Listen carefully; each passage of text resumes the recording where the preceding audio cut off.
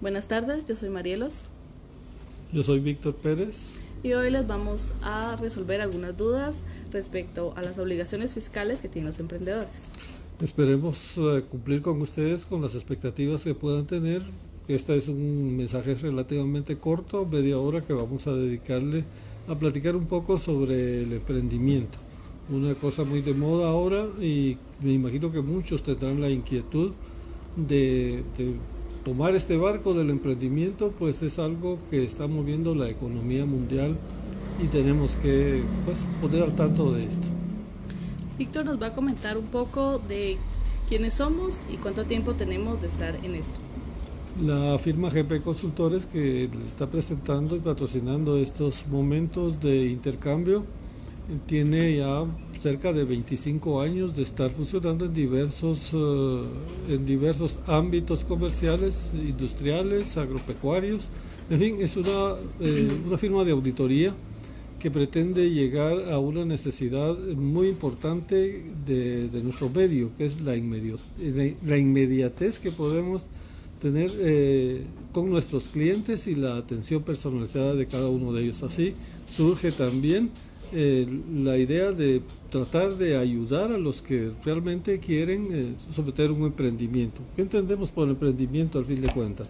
Un emprendimiento, podríamos decir, es una idea generada a través de la necesidad de trabajo, no necesariamente buscando un empleo en una empresa, sino con los recursos que tenemos y contamos con nuestras capacidades, poder lograr y generar trabajo para nosotros mismos. En eso podríamos definir nosotros emprendimiento. Claro, dicho de otra forma, también podríamos decir que el emprendimiento es una manera de potencializar aquellas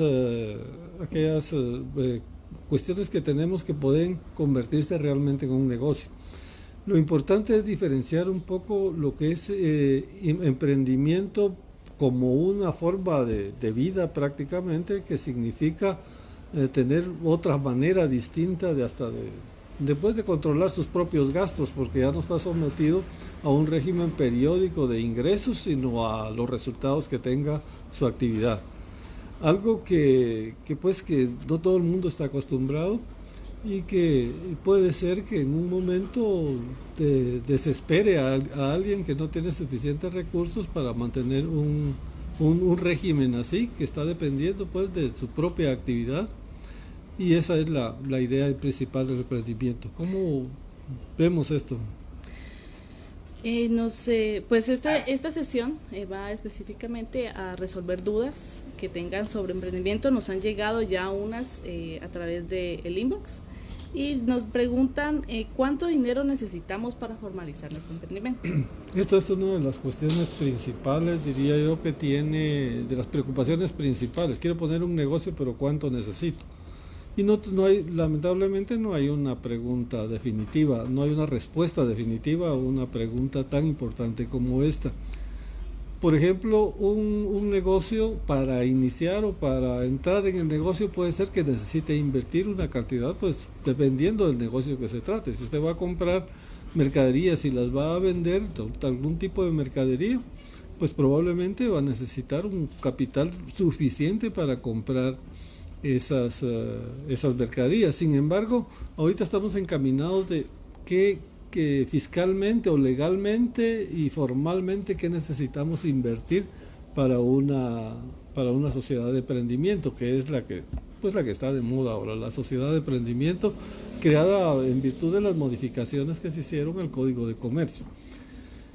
Nos dice ahí que el capital, ¿cuánto dijeron que era el capital para iniciar una empresa? En el código dice 200 quetzales, aunque sabemos que la inversión para poder registrarse, en este caso una sociedad de emprendimiento, no van a ser solo los 200 que se establece, sino los gastos que incurre en el registro mercantil para sacar la patente y otros documentos necesarios. Hay que sacar una patente, hay que incluso una certificación de que no existe ninguna sociedad con el mismo nombre que ustedes van a usar, de tal manera que podría primero obtener esa patente, esa certificación que le da el mismo registro mercantil, y le cuesta, creo que 50 quetzales, algo así tiene.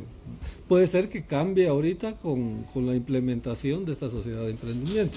Sin embargo, esto es lo que está para todas las sociedades.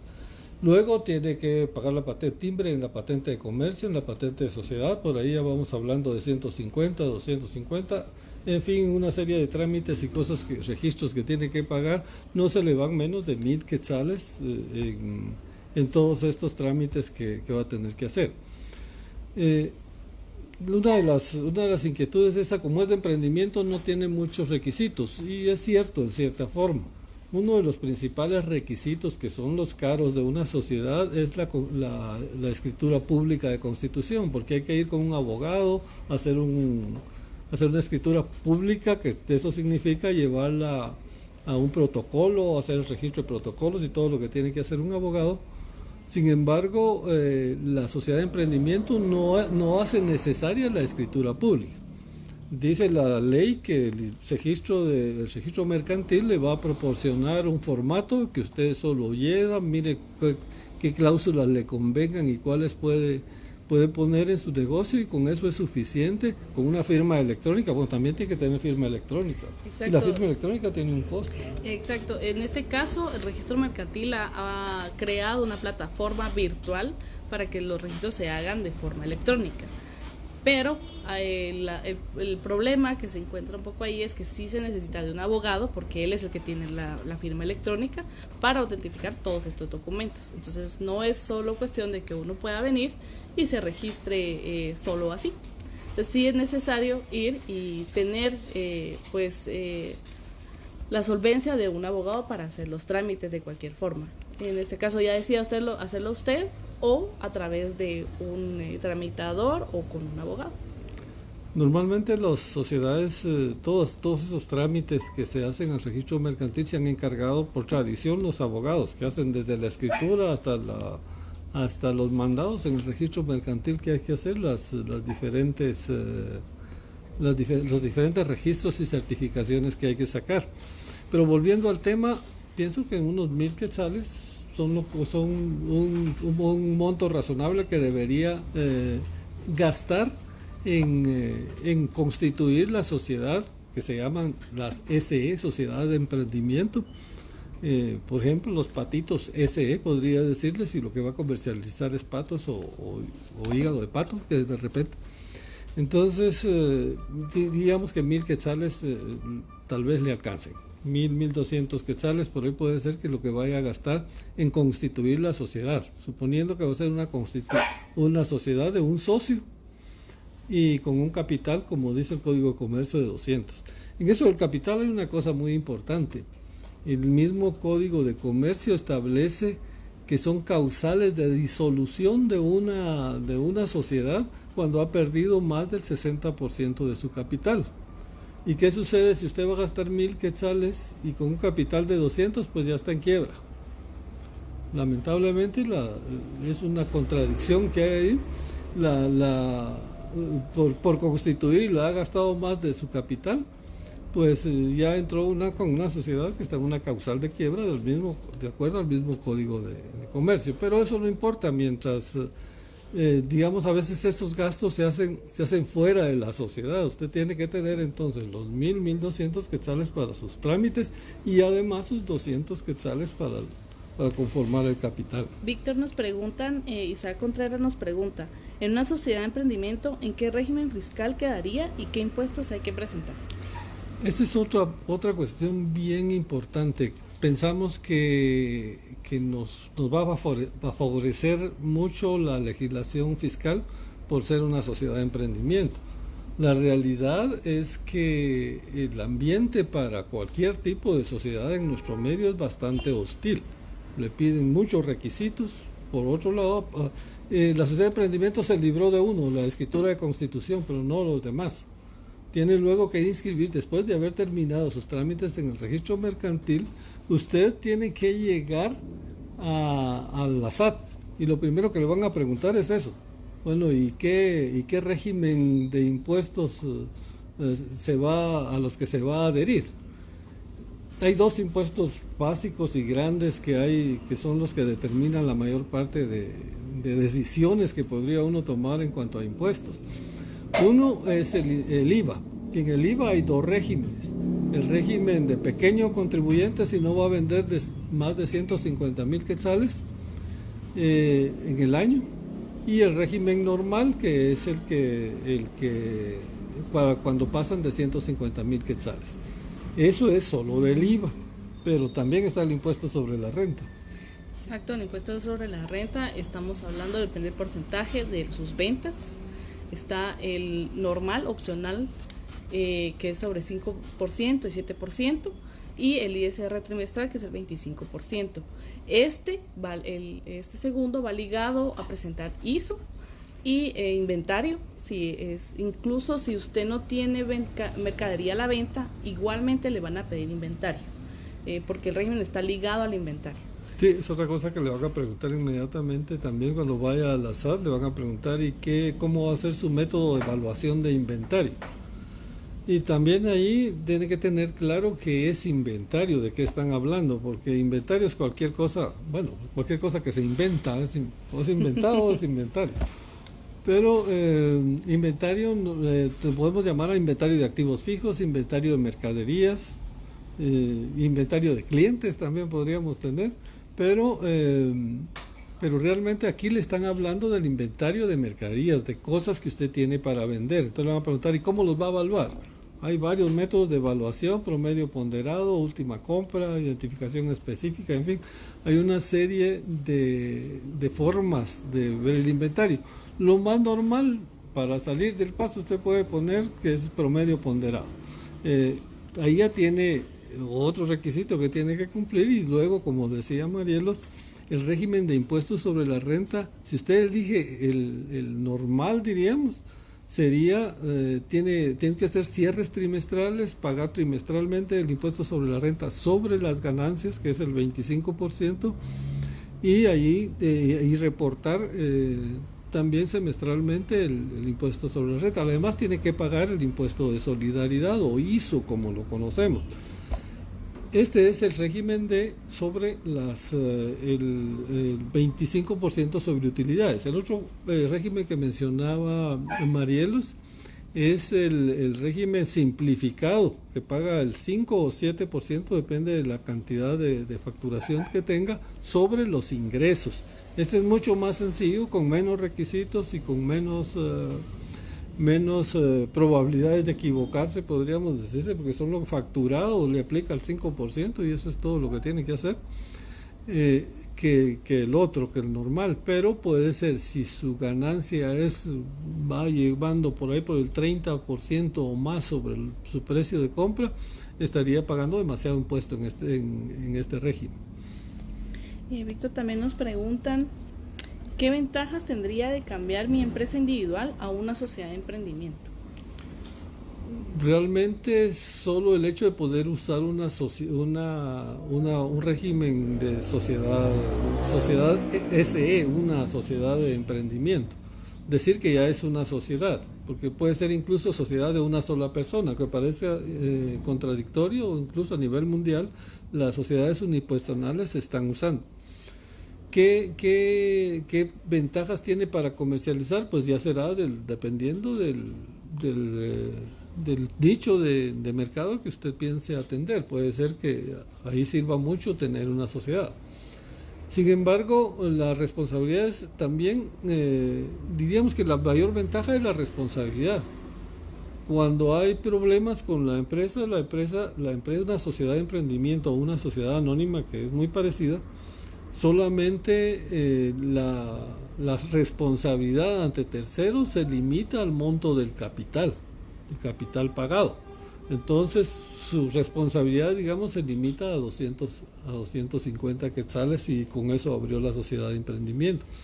Esa sería la ventaja en cuanto a terceros, pero puede ser también que el hecho de tener una sociedad con tan poquito capital, y como dijimos, gasta más en constituirla que lo que es el capital, puede ser también que le ofrezca, en vez de ventajas, puede ser que sea una desventaja, y la gente que quiera trabajar con usted dice: no, con tan poca responsabilidad prefiero trabajar con una persona individual, que la persona individual tiene una responsabilidad ilimitada ante quienes hacen negocios, ante los terceros. teoría, hay que tomar en cuenta que al iniciar un emprendimiento, uno va con la idea, o ustedes o nosotros vamos con la idea de crecer. Esto va ligado a comprometernos con las obligaciones fiscales, tomarlas parte de nuestro emprendimiento, porque es parte de nuestro aporte a la sociedad también. Entonces, en este caso, es importante que si tenemos una idea, aunque considerémosla pequeña, pensemos que vamos a crecer con ella y que en algún momento vamos a tener empleados y que vamos a generar trabajo. Así sea que nuestra idea en el momento inicie con un capital pequeño o con pocos recursos e inicie con solo una persona. Sí, un emprendimiento normalmente inicia con un capital pequeño y con una idea muy grande. Un poco contradictorio, ¿verdad?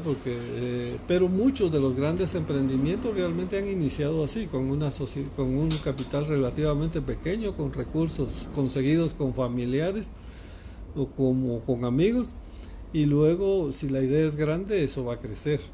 Lo importante es que tengamos la visión y el conocimiento exacto de en qué momento tenemos que tomar todas estas formalidades, constituirnos como empresa, que dejar de ser una empresa de emprendimiento, ser una sociedad anónima. Por ejemplo, una empresa de emprendimiento, una sociedad de emprendimiento no puede vender acciones. Entonces, ¿cómo va a crecer si no puede vender acciones? Lo que significa entonces que tiene que convertirse en sociedad anónima en un momento dado para empezar a vender acciones y conseguir mayor financiamiento directo. Por otro lado, tiene un beneficio fiscal que está ofreciendo esta ley, de que el 25% de los aportes que se hagan a las sociedades de emprendimiento son deducibles para quien los aportó, pero no puede recibir beneficios. Entonces no puede ser accionista, solo puede ser alguien que ayude. ¿A quién le puede beneficiar algo así? Le regalo a usted 500,000 quetzales y yo deduzco 125,000 o 100,000 de mi impuesto sobre la renta. Realmente solo porque soy muy buena gente y le quiero regalar ese dinero a la sociedad de emprendimiento, pero no voy a obtener ningún beneficio. Entonces no puede comercializar acciones, tiene que convertirse después en una sociedad anónima. La otra cosa de ser formal, aparte de tener acceso a mayor volumen de transacciones, a clientes más formales, a clientes corporativos, etcétera, es que no solo es el Código de Comercio que se tiene que cumplir con el registro mercantil y todas las demás disposiciones que tienen las sociedades, porque no solo inscribirse, después hay que hacer sesiones anuales, juntas de accionistas, asambleas generales, y hay que formalizarlo en actas, en los libros de actas y todas las formalidades que lleva una sociedad. Están también establecidas para la sociedad de emprendimiento, no se las quita. Luego de eso tenemos el IVA, el IVA, que también tenemos dos posibilidades por ahí de ubicarnos en el IVA, como pequeño contribuyente que paga 5%, o como contribuyente normal que en todo caso está pagando solamente la diferencia entre sus débitos y créditos, pero sí cobra el 12% en toda su facturación que tenga. Entonces tenemos dos leyes, ya estamos hablando del Código de Comercio, estamos hablando de la ley del IVA. Otra ley que le afecta, que ya platicamos un poco, es la ley del impuesto sobre la renta, que establece los regímenes, cómo pagar sobre las ganancias o sobre los ingresos el impuesto sobre la renta. Y luego está el Código Tributario, que establece todas las relaciones que hay con el ente fiscalizador, con la administración del contribuyente, con la administración tributaria. Y una de las cosas bien importantes que hay que tener en cuenta del Código Tributario es el régimen de sanciones. Casi por cualquier cosa hay sanciones, desde la no presentación de un informe, la presentación extemporánea, la no presentación de una declaración, todo tiene un régimen ahí de sanciones que puede afectar seriamente a un emprendimiento cuando no se toman en cuenta a tiempo. Claudia nos pregunta, si estoy probando mi idea, ¿cuándo reconozco que es momento de inscribir mi empresa? Yo diría cuando le empiezan a pedir facturas grandes. También debe considerar, pues, si le comienzan a pedir facturas grandes, quiere decir que sus ingresos han aumentado. Eso significa que usted, si ya está inscrito, si ya tiene un NIP, obviamente está facturando, es necesario cambiarse de régimen. ¿Por qué? Porque en algún momento es quedarse en un régimen pequeño puede que lo haría estar pagando mucho más impuestos de los que podría estar pagando.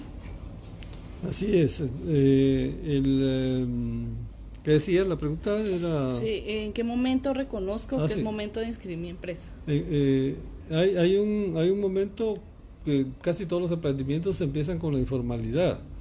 Hay muchos emprendimientos que hemos observado que empiezan pues que otro facture, que por ahí pegado a otra empresa, a otro familiar o algo nos hace las facturas para poder, pero en el momento que estamos emitiendo, ¿qué? Diría yo, 10 facturas en un periodo, tal vez en unos 3 meses, 2 meses, ya no podemos seguir pidiendo a alguien porque ese alguien nos va a decir, sí, te ayudo a facturar, pero me quedo con los impuestos y un poquito por más, ¿verdad? Un poquito más por ahí de los impuestos.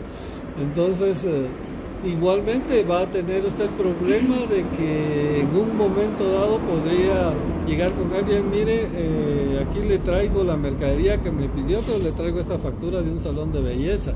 Y le va a decir, mire, no puedo pagarle si me trae una factura de un salón de belleza y me está entregando 10 camisas, ¿verdad? En el momento en que eso le impide hacer negocios, tiene que empezar a formalizarse. Yo no debería empezar, ya debería estar formalizado si su volumen de negocios es alto. También, retomando un poco esto, en el momento que usted se formaliza, debe pensar también en el crecimiento. Si usted llega a tener empleados, si usted tiene hasta 2 empleados y usted es el otro, usted sigue siendo, no tiene necesidad de inscribirse en el régimen del IX. Sin embargo, si en un momento ya llega a los 3 empleados, ya tiene la otra obligación de inscribirse al IX. Obligación y ventaja, podríamos decir, porque también el IX es un seguro tan amplio que no hay ningún seguro que usted pueda comprar y cubrir los mismos riesgos y prestaciones que tiene este seguro social. Víctor, también nos pregunta Claudia, Eliane nos pregunta, ¿cómo sé qué tipo de permisos o licencias necesito a la hora de crear mi empresa?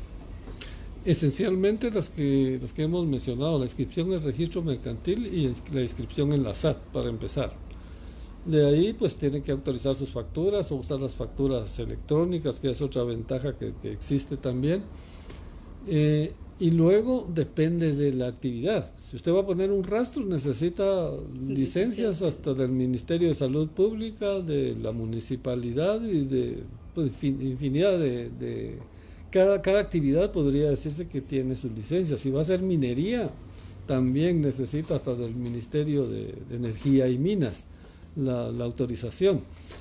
Una de las cosas que tienen un requisito general, digamos, pero específico también, que a veces se ignora, son los estudios de impacto ambiental que exige el Ministerio del Medio Ambiente. Que ciertos proyectos de construcción que va a ocupar agua, que va a generar contaminantes o generar cantidades de basura considerables, le van a pedir antes de autorizárselo un estudio de impacto ambiental, o sea, hasta eso podría tener. Sin embargo, todo eso depende de la actividad, definitivamente. Si vamos a hacer, por ejemplo, flores artificiales para exportación, pues no vamos a necesitar mayores licencias que la de exportación en su momento, de inscribirse como exportador también. En fin, es muy, muy variable de acuerdo a la actividad que pueda tener. Si se va a dedicar a maderas, necesita también autorización del medio ambiente, hasta para botar cada uno de los árboles debería tener una autorización. Hay que tomar en cuenta que el ecosistema del emprendimiento no está hecho o no se ha modificado todas las leyes y reglamentos para ayudar al emprendedor. En este caso, la ley del IVA, de ISR, no están modificadas para el emprendedor. Entonces, desgraciadamente, podríamos decirlo así, tenemos que los emprendedores deben adaptarse a los regímenes que hay de SAT y a todas las, digamos, depende de lo que estén haciendo, a las licencias que le pida cada institución y que necesite correspondiente a su producto. También nos preguntan si el emprendimiento fracasa, ¿cómo se cancela la sociedad de emprendimiento? Esta parte es un poco más complicada que abrirla, porque en el registro mercantil usted puede cancelar su patente, pero al llegar a la SAT le van a pedir todos los requerimientos, los libros, todo lo que necesite dependiendo de su régimen y lo que ellos consideren pues apropiado para poder revisar sus papeles y definir si cierran o no la empresa. Hay una cuestión muy importante en la ley de emprendimiento, tiene como una salida fácil a eso, pero es el registro mercantil, no en la SAT.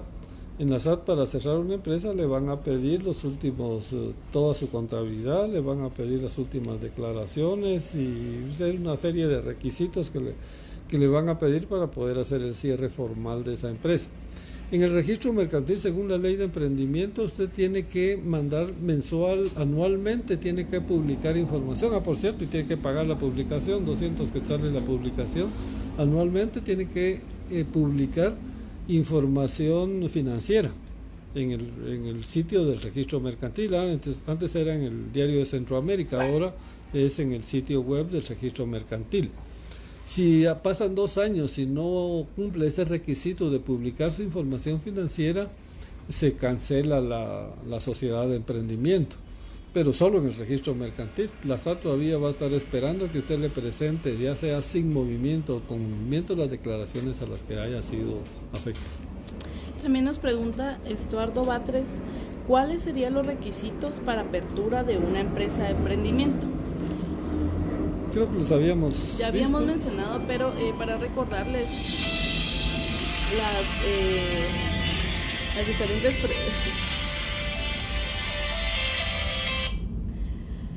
los requisitos. Perdón, tuvimos una llamada por ahí. Ya nos están llamando de la SAT. Los requisitos dependen de qué es lo que usted va a hacer. Como habíamos mencionado, el capital necesario para registrarse en el registro mercantil son los mínimos de 200 quetzales, pero depende lo que le vayan a solicitar. Para pagar la patente es una cantidad, para el nombramiento, etcétera. Los diferentes documentos que necesitan para la patente tienen un costo, ya sea que usted decida pagar a un tramitador o hacerlo por su cuenta. El paso inicial sería primero averiguar en el registro mercantil si la razón social a la que quiere utilizar no existe. Entonces eso se pide una certificación de que no existe esa y que eso le da derecho a utilizar la que quiere. Luego, el 18 de julio recién pasado, se lanzó un sitio web del registro mercantil en el cual están los pasos para registrar incluso en línea una sociedad de emprendimiento. Empieza por bajar el machote o el formato de la escritura de constitución y se puede trasladar, incluso los requisitos que ahí piden se pueden ir trasladando por el sitio web mismo, subirlo electrónicamente. Sin embargo, tienen que ir al banco a pagar. Y yo creo que a recoger sus certificaciones también el registro de la cola no se sabe. Bueno, también queremos contarles que nos pueden localizar en la zona 1, estamos en la 13 calle, Quinta Avenida, Torre San Francisco, quinto nivel, oficina 501. Nuestro número es 2253-4113, estamos para asesorarlos, guiarlos y pues darles una asesoría más adecuada a su idea o su emprendimiento. También, nos pueden también buscar en Facebook como GPC y Asociados. Es importante, ya sea con nosotros, no necesariamente con nosotros, pero con cualquier asesor, un auditor principalmente, las firmas pequeñas, principalmente de auditoría, pueden darle una atención muy especial a su emprendimiento. Asesorarlo, ver qué régimen le conviene, cuáles son sus costos reales de entrar en este mundo de las empresas. indudablemente tiene sus grandes recompensas y esa es la ilusión que mueve el emprendimiento, pero también tiene su esfuerzo importante y principalmente es que sea un esfuerzo ordenado, consecuente y persistente. No les agradecemos mucho su tiempo. Estamos siempre disponibles a cualquier pregunta o cualquier cuestionamiento que tengan. Muchas gracias. Muchas gracias.